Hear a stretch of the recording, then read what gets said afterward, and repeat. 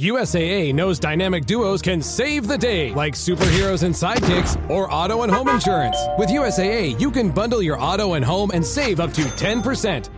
Learn more and get a quote at usaa.com/bundle. Restrictions apply. Introducing the new Volvo XC90. With 7-seat versatility, Google built-in, and advanced safety features for all your precious cargo. The new Volvo XC90, designed for life. Visit volvocars.com/US to learn more. The Jack Welch Management Institute at Strayer University helps you go from, I know the way, to I've arrived with our top 10 ranked online MBA. Gain skills you can learn today and apply tomorrow. Get ready to go from make it happen to made it happen. And keep striving. Visit strayer.edu/Jack Welch MBA to learn more. Strayer University is certified to operate in Virginia by Chev and has many campuses, including at 2121 15th Street North in Arlington, Virginia.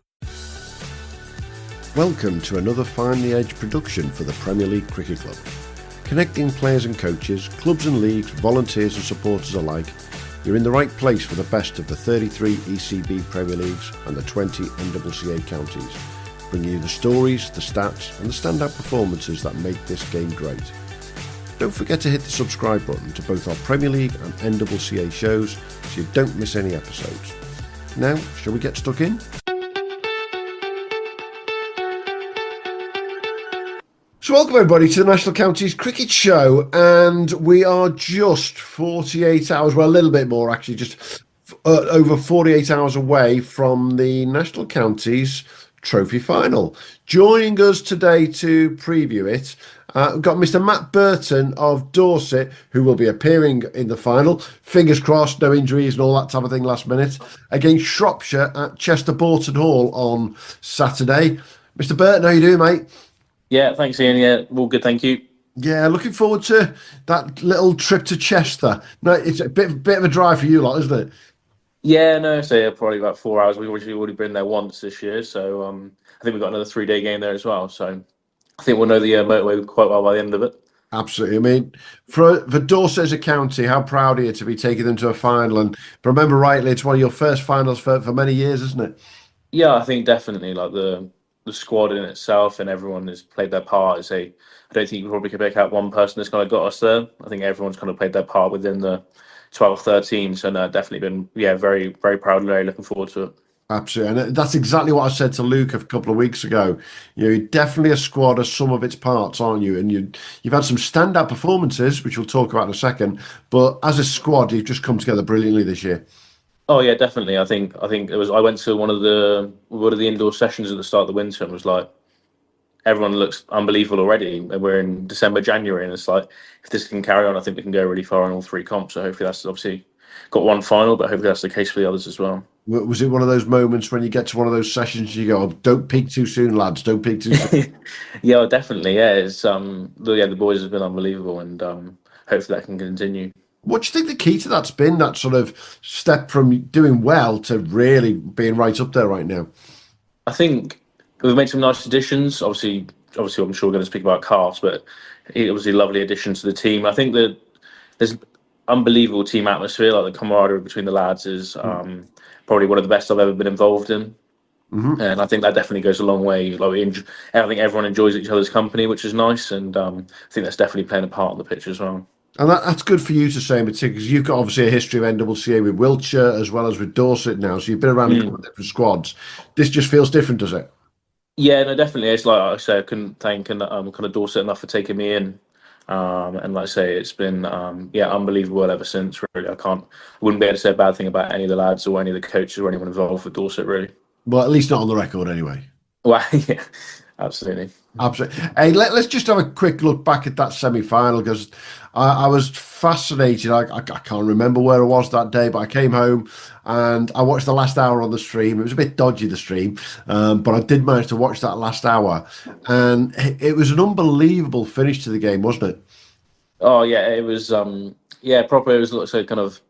We did really well to get the position we were in, and then kind of we thought we were cruising it, and then it's if anyone knows me, I'm actually the worst watcher of cricket ever. So that last hour was absolutely horrible. But no, yeah, unbelievable to get over the line. So yeah, that Berkshire innings. I mean, if it wasn't down to Eddie Campion and Josh Lincoln and Sullivan Akhtar at the end getting runs, you guys really did have them in quite a bit of trouble, didn't you? The bowling, the bowling squad had just done the job, hadn't they? Yeah, it's with Berkshire, you know that you're going to be getting against 11 good players, or no matter how many wickets you're taking, you're going to need to get them all out. Hmm. I think the kind of our bowling group's been awesome all the way through this kind of this 50 over comp. Really, it's everyone's kind of stood up. We've always got so many options. It's yeah, real nice strength to have. Definitely. When you went into the changing rooms at half time, you'd had them 119 for five after 28 overs. And in the last 22 overs, they then scored 100 and getting on for another 150 for just three wickets, with all rounders scoring them more than the batters. What was the feeling in the changing room then, ready to come out? I think, yeah, it was always going to be tough. We know it was always going to be up against it, but with the batters we've got, I think we'll always back ourselves to chase most scores. Kind of even with batting down to even like say Cast at 9, or so definitely not myself at 10. That's far too high. But definitely with the batting lineup we've got, we think we can chase most things definitely. Yeah, well, I think there was a nice little bit of sort of similarity between the two innings in that you were 119 for one when they were 119 for five, and that was the difference without a shadow. You had those wickets in hand because your openers, Dylan Church and Finn Gordon, just got you off to a fabulous start, didn't they? You are, yeah, absolutely. Yeah, it's been, like I say, it's been a staple throughout. It's like the batting's, especially opening wise, we've gone really well opening the batting. Like, so even on Sunday, the T20 chasing 180 kind of none down is proper effort. Kind of whoever steps up to that plate, whether it be Webby, Trippers, or Churchill, Finn, it's been yeah, excellent. Yeah, definitely. I must admit, when I saw the wicket had gone down, I thought Joseph Esklin's coming in. My first thoughts are Joe's got some real experience this year. He's been playing a lot of twos cricket. His standards have been really high all the way through the year. You couldn't have a better number three there, could you? No, absolutely not. It's quite. I've played a lot of cricket with Jose now, and it's nice to know. Like, I always feel a bit more comfortable when he's there. Um, Definitely, yeah, definitely a nice addition to the squad whenever he's playing. Yeah, and he took it on for you guys because the guys had sort of got a nice start, but you were just that little bit behind the run rate, not all over it, left, right, and centre. If you look at the worm for that game, actually they were very similar all the way through. But as you say, that last hour, then it got. I'm not going to say tricky, but it was tight, wasn't it? Yeah, no, definitely. It's like I said to mention to you earlier, I'm the worst watcher of cricket ever. So not a very enjoyable one, but yeah, very happy to get over the line. Absolutely. And after 46 overs, chasing 268, for those who aren't aware, you're on 236. So you basically needed 33 off the last four overs. Most people would say going into the last four overs needed 33 is going to be relatively comfortable, but you still know you had, Reese Lewis to bowl another over, Surley was going to bowl another over, and obviously Mr. Lincoln and Rishton were going to bowl overs. They have got a bowling squad, but Berkshire, they should be able to hold that down, you'd have thought sometimes. Yeah, I think it's one of those, isn't it? Kind of we just kind of stayed in it till the end, and then like I say, luckily it swung our way. So with Berkshire, you always know it's going to go down to the wire. So we're lucky we were on the right side of it. Yeah, what I did notice in those last three or four overs in particular, Joe and Alex Eklund batting together, the running between them was phenomenal, wasn't it? Yeah, exactly. No, it's always handy having them to, like say, having Alex coming in that situation. He's obviously very experienced as well. It's no, like an ideal pairing, and it was really nice for them to just kind of see us home and get us to that final. Yeah, I mean, watching the stream, I didn't have any sound on it, but it felt as though they were almost running without having to say anything. It was just they knew exactly what they were doing. Yeah, the little brotherly look. It's but yeah, very handy to have. Absolutely. But going into that last over, though, you still needed, I think it was 9 runs to win.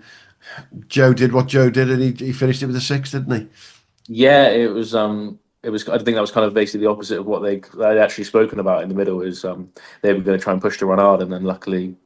Yeah, I don't know how many times I said to that ball to go, keep going, but it was definitely enough, and yeah, unbelievable. Absolutely. And as I said, it's been a long time since Dorset have been to a final, if I remember rightly, in the 90s, I think, isn't it? How proud as a squad is that to be able to say we've got them back up there after all these years? Yeah, I think it's kind of no test. I'd say how hard all the boys have worked. I say all the boys are playing proper cricket now. It was only a matter of time before we kind of got to one of these stage, and it's kind of been we've been there or thereabouts for a few years. So it's nice to finally get into the position, and I say hopefully on on Sunday, bring it home. And it must be nice to go into a final knowing that, if you look at football, most of the finals are over the end of the season. You never know what state everyone's going to be in. This is right plumb dunk in the middle of the season. Everyone's really on a roll playing their club cricket, the NCCA cricket, or even the twos cricket. Everyone should be on the best form, shouldn't they? Well, absolutely. Yeah, I think it's kind of everyone's bowled enough overs now, or hit enough balls. So yeah, I'm sure everything will go. Hopefully, will go to plan, and we'll be all right. Absolutely. I'm sure without letting us into any secrets, you guys have been having a little bit of a look at Shropshire, because why wouldn't you? They're obviously full of a number of batters in particular who've been going really well for them. Is there anyone you've been keeping an eye on yourself as a bowler, thinking, I've got to make a plan for this guy, make a plan for that guy? Yeah, it's obviously, we could say it's obviously hard to know what the initial squad will be, but you know roughly the people. So there's enough people that have played against people, or know who's about, and it's obviously they've got some good players. We played against the 3-day game against them last year. Yeah. So that obviously set us in good stead. But no, it's I think we know if we play to anywhere near our standards, we'll be okay. Yeah, I think what's intriguing for me is that we're going to come to a final here where we've got two of the top 10 batters from Shropshire, two of the top 10 batters from Dorset. We're on a ground that's renowned for runs as well at Chester Boughton Hall. Is it going to be the Eklund brothers against Tom Fell and Hargrave? They're the big run scorers in the competition this year so far. Yeah, I think, like I say, it's see how it goes on the day. But thanks for dropping that in about the batters. Hopefully there'll be a little bit in there for the bowlers as well. But like I say, it's that's two good batting lineups, so it should be for a good game. No, well, the good news for you bowlers is that early season Chester Boughton Hall was just a place to go and get runs. It has got a little bit better in the last sort of third of the last sort of 3 or 4 weeks, so maybe that'll help you guys. What preparation have you guys been going to put in for the finals? Or anything in particular? I think it's just kind of if we like I mentioned earlier, I think if we do anything close to where we have been, we should be absolutely fine. Obviously, the boys have got another T20 Sunday. But I think I don't see why we can go in that with any lesser confidence, and no, we can definitely win that game. Absolutely. How important is it for you as an individual to be able to move from one county to another as you have done, and find yourself in this situation now where you're winning silverwares on the plate, isn't it? Yeah, I think it's always tough. Like Wiltshire were good to me, and it was kind of just how it worked out in the end. But like I say, the Dorset boys have been, and the coaches have been unbelievable. And like I say, I think I mentioned to you about the team environment and how the boys have been. It's an unbelievable team to play in, and I say it's so enjoyable to be a part of. Definitely. And, look at this bowling squad that's going to come up to Chester Boughton Hall at the weekend. 2 names are going to pick out straight away. One who's been around a little bit, but he's still bloody young, Mr. Connor Smith. He's been taking wickets in Premier League cricket and in NCCA, and he's obviously a spinner. Whereas at the opposite end of the spectrum, you've got the speedster, Mr. Carson, who's come and joined you this year. How important have those two been? Yeah, I think Connor's been around a little while now. It's no surprised what he's doing and how well he's doing. And I think with Cast, it's just a lovely added extra. I'd say bringing in the left arm seamer, it's nice to have always in the attack. And he's been unbelievable. I think that he bowled one ball at indoor nets, and I was like, this guy can bowl. So ever since then, he's been just gone straight to strength, and there's no reason, no surprise why he's at the top of the bowling standards. Yeah, there's something nice about seeing that left armour running. Is when they put that arm over, you can just tell almost immediately if he's a goer. Yeah, no, absolutely. So as soon as he puts that headband on at the end of his mark, we know we're in business. So very nice to have him especially with us. And in terms of the bowling squad that you're going to take up there, it is a good mix of actually experience and youth, isn't it? Yeah, no, definitely. I think, let's say, we've got so many options, and I think we'll definitely have everything covered. So let's say it's a few older guys are definitely feeling a bit older in the squad now, but especially with the younger guys coming through, it's I think we're going to be okay. It's the job of the younger guys to take the weight off you more experienced players, though, isn't it? Yeah, something like that, hopefully. Definitely. And how pleasing will it be for you as a squad to be able to deliver this silverware for the skipper? I mean, Luke's been around a while. Yeah, he's probably a lot of reason why Dorset are doing so well. The stuff that people don't see, I see a little bit of it, but it's probably however much I don't see that. And as the boys don't see this, how much he does for Dorset and how great he is as an unbelievable leader, an unbelievable captain. And they say there's yeah, unbelievable captain. I can't wait to hopefully bring that home for him. Absolutely. And looking at your own season so far, would you sort of classify your own form generally?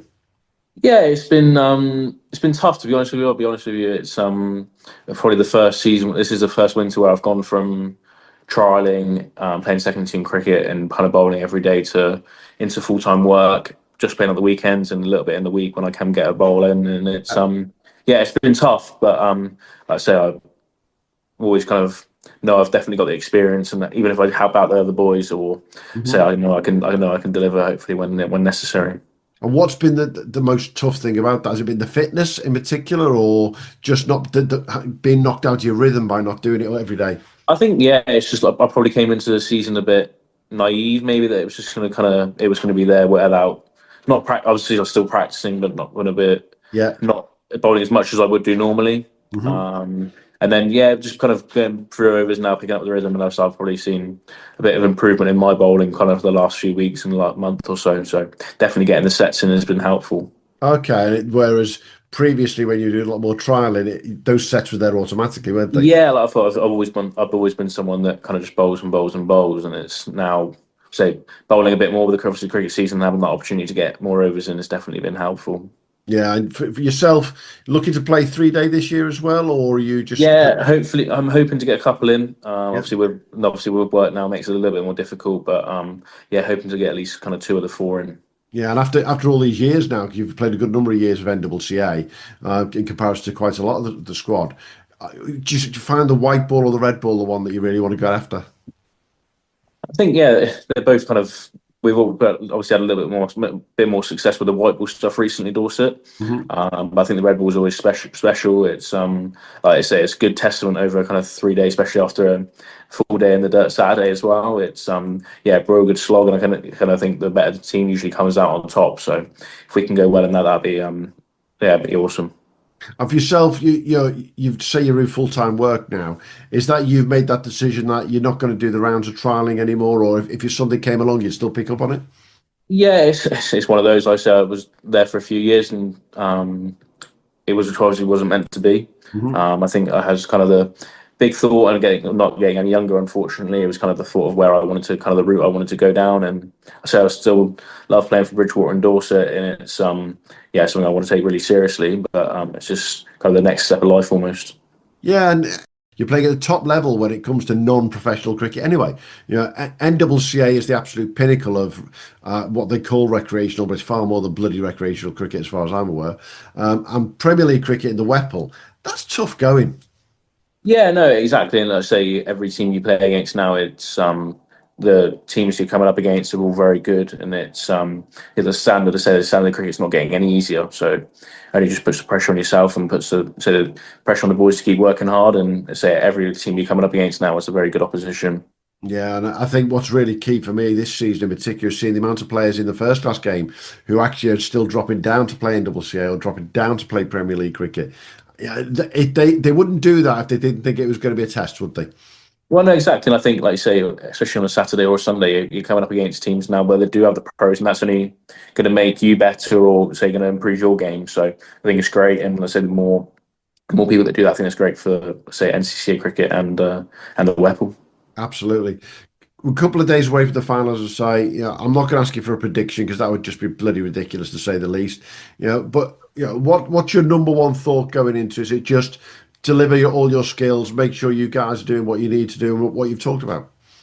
Yeah, I think we kind of something we've spoken about with comp is just go about our skills, and I think we've got the talent that we can definitely kind of take that one last step. Hmm.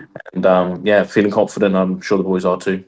Well, most important thing for me to say is hope you all drive safe on Saturday night because it's you're going to be playing Premier League cricket most of you, and then going to be driving up on a Saturday night up to Chester, and then fingers crossed for a good game on Sunday. Obviously, we're completely neutral. We don't have anybody, no fingers in the pie here. We live in Staffordshire, so we can't bloody well do anything about Dorset or Shropshire. Just hopefully we get a good crowd on the ground, and hopefully Dorset will have some of those flags flying. 'Cause you have a few supporters follow you. Yeah, I think the support we get most places has been great. So hopefully the guys can come up. This was a long way to go, but yeah, hopefully we can get good support up there, and I'm sure we will. Absolutely. I'd be remiss of me not to say, if you haven't got a ticket for Chester Boughton Hall already, they are available on the NCCA website. They are £12.50 beforehand or £14 on the day to get in. But you will see the absolute top quality white ball 50 over trophy games. So why not get along there, and fingers crossed for the weather. Yeah, that'd be nice. Hopefully not too hot, but it's a nice, cool enough. But yeah, no, I'm really looking forward to it. Absolutely. Have a good one, mate. Thank you very much. Cheers now.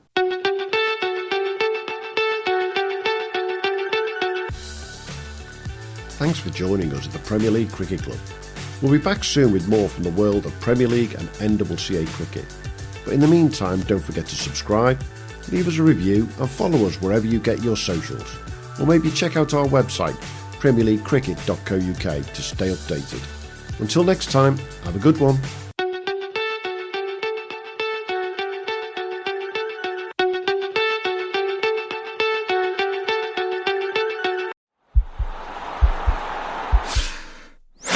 This podcast is part of the Sports Social Podcast Network.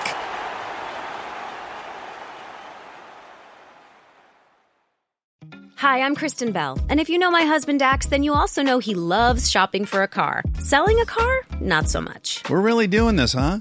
Thankfully, Carvana makes it easy. Answer a few questions, put in your VIN or license, and done. We sold ours in minutes this morning, and they'll come pick it up and pay us this afternoon. Bye-bye, truckie. Of course, we kept the favorite.